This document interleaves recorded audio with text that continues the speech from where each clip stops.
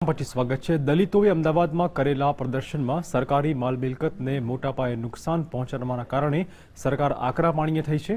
આથી દલિત અગ્રણીઓ સામે ફરિયાદ નોંધીને તેમની ધરપકડો થઈ રહી છે। હવે દલિત નેતાઓ 1 ઓક્ટોબરે અમદાવાદના મણિનગરથી રેલ રોકો આંદોલન કરવાના મૂડમાં છે। દલિત અગ્રણી નેતા જિગ્નેશ મેવાણી રેલ રોકો આંદોલન અહિંસાના માર્ગે કરવાની હાકલ કરી છે, ત્યારે પોલીસ તેમને રોકશે તો શાંતિપૂર્વક રીતે ધરપકડ વહોરવા માટે પણ તેણે સમાજને હાકલ કરી છે।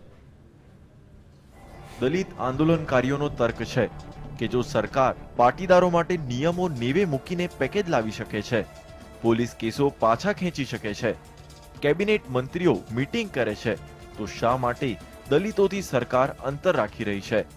હવે દલિતોને રોટી કપડા ઓર મકાનનો હક મળવો જોઈએ તેવી માંગ કરી છે।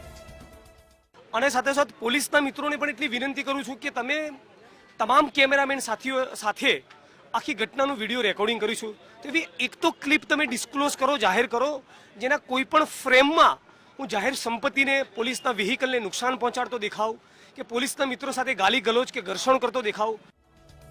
દલિત આગેવાનોની ચીમકી બાદ સરકાર આ મામલે કંઈક વિચારી રહી છે કે પછી પાટીદાર આંદોલનની જેમ સરકારને આંદોલન પણ પહેલા સામાન્ય લાગી રહ્યું છે અને ત્યારબાદ તે આંદોલનની અસર હજુ સુધી ખાળી શકાઈ નથી।